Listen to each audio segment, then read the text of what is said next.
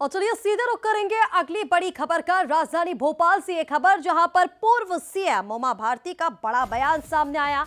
उन्होंने कहा कि पाकिस्तान हमारे लिए बड़ी चुनौती नहीं, उससे बड़ा हमारे लिए चैलेंज है भ्रष्टाचार खत्म करना। सबसे बड़ा चैलेंज यही है, सबको बराबरी का हक दिलाना है। उमा भारती ने कहा समान अवसर देश की परीक्षा है। तो ये बड़ी खबर आपको बता रहे हैं। मध्य प्रदेश की पूर्व मुख्यमंत्री, फायर ब्रांड बीजेपी की नेता उमा भारती का ये बयान अब सुर्खियों में है, जहां पर वो ये कहती नजर आ रही हैं कि हमारे लिए बड़ी चुनौती पाकिस्तान नहीं है, बल्कि सबसे बड़ा चैलेंज हमारे लिए है भ्रष्टाचार को खत्म करना, सबको बराबरी का हक दिलाना।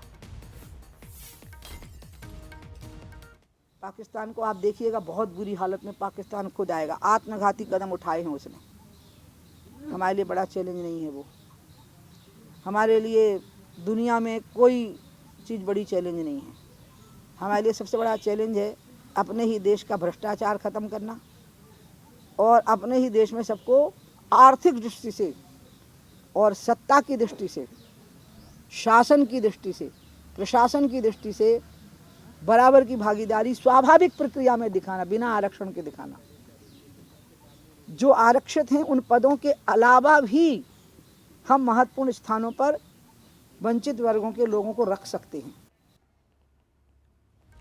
तो देखिए, पूर्व मुख्यमंत्री उमा भारती ये कहती नजर आ रही हैं, ये समान अवसर देना देश की परीक्षा है। ये सबसे बड़ा चैलेंज है कि कैसे भ्रष्टाचार को इस देश में खत्म किया जाए। और चलिए इसी पर बातचीत करेंगे कि आखिर कैसे इसे देखा जा रहा है। हमारे साथ बीजेपी प्रवक्ता पंकज चतुर्वेदी फोन लाइन पर जुड़ रहे हैं और इसी के साथ कांग्रेस प्रवक्ता योगेश यादव हमारे साथ फोन लाइन पर जुड़ रहे हैं। पंकज जी, सबसे पहले आप ही के पास में आना चाहूंगी। बीजेपी की फायर ब्रांड नेता कही जाती है उमा भारती, और जब वो ये कहती हैं कि पाकिस्तान बड़ा चैलेंज नहीं है, सबसे बड़ा चैलेंज है देश से भ्रष्टाचार को खत्म करना, तो बीजेपी इसे कैसे देख रही है? क्या बीजेपी शासित जो राज्य हैं, जो केंद्र शासित राज्य हैं, वहां पर भी इसी तरह की स्थिति बनी हुई है कि भ्रष्टाचार ही सबसे बड़ा चैलेंज है?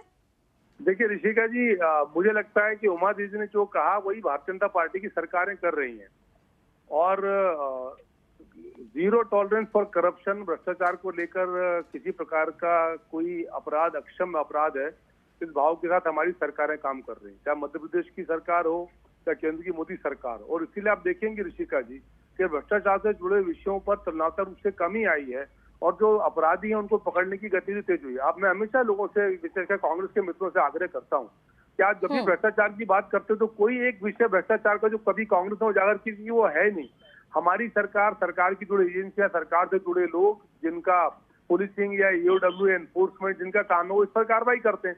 और जब मीडिया में आया था तो कांग्रेस कहती है भ्रष्टाचार, अरे भ्रष्टाचार को तो हम पकड़ रहे हैं ना, हमारी एजेंसी पकड़ रही है, क्योंकि हमारा स्पष्ट लक्ष्य है कि जो भ्रष्टाचार के विजय। दूसरा, आप देखेंगे कि बहुत सारी योजनाओं में केंद्र और राज्य के स्तर पर डायरेक्ट बेनिफिट ट्रांसफर कर दिया, जो दलाली बिचौले सिस्टम का खत्म कर दिया। राजीव गांधी जी कांग्रेस के नेता थे, मालिक थे, कांग्रेस के प्रधानमंत्री क्या बोलते थे कि देश में 85 पैसा भ्रष्टाचार की भेंट चढ़ जाता है, सरकारें कांग्रेस की होती थी।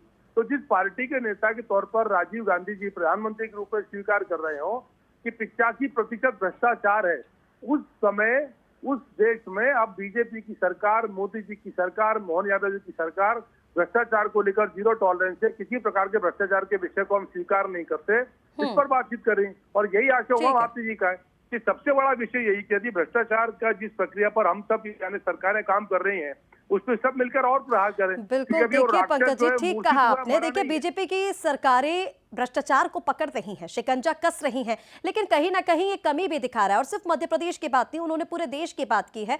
हमारे साथ योगेश जी भी लगातार बने हुए हैं, सीधा रुख करेंगे योगेश जी का। योगेश जी, आप कैसे उमा भारती जी के इस बयान को देख रहे हैं, क्योंकि लगातार वो अपने बयानों को लेकर सुर्खियों में रहती हैं, और ऐसे में जब भ्रष्टाचार को लेकर वो आरोप लगा रही हैं, आप पंकज जी को अभी सुन रहे थे, वो ये कह रहे थे कि पूर्ववर्ती सरकारें जो रही हैं उसमें जो भ्रष्टाचार हुआ है उसको खत्म अब बीजेपी की सरकार कर रही है। योगेश जी, आप तक मेरी आवाज पहुंच रही है?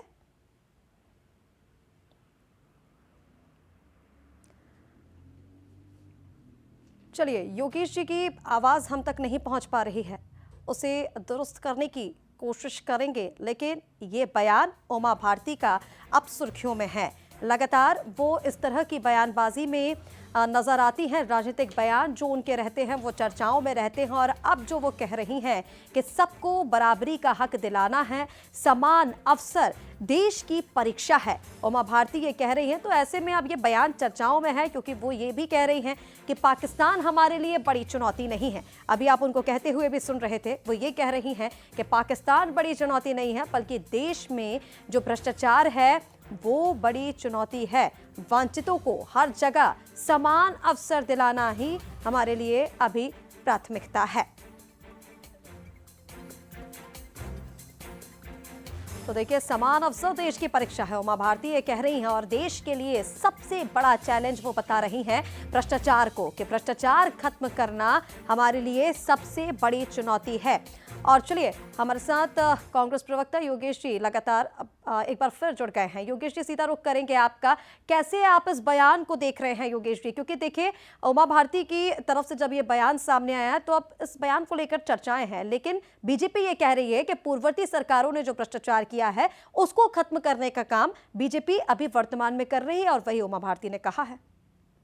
देखिए, सबसे पहले तो मैं पंकज जी को धन्यवाद दूंगा जिन्होंने स्वीकार किया है कि जो उमा भारती कह रही हैं वो ही भारतीय जनता पार्टी कर रही है। अर्थात उनकी स्वीकारोक्ति है कि उमा भारती का जो बयान है वो अक्षरशः 100% सच है और भ्रष्टाचार को उन्होंने स्वीकार किया है। और उमा भारती जैसी परिपक्व नेता यदि भारतीय जनता पार्टी पर आरोप लगा रही है तो ये कोई राजनीतिक आरोप तो नहीं है। उन्होंने देखा है, उन्होंने भोगा है और वो भारतीय जनता पार्टी की कार्य प्रणाली को देख रहे हैं। और निश्चय ही जिस तरीके से देश में आंतरिक भ्रष्टाचार फैला हुआ है वो एक तरीके से देशद्रोह है।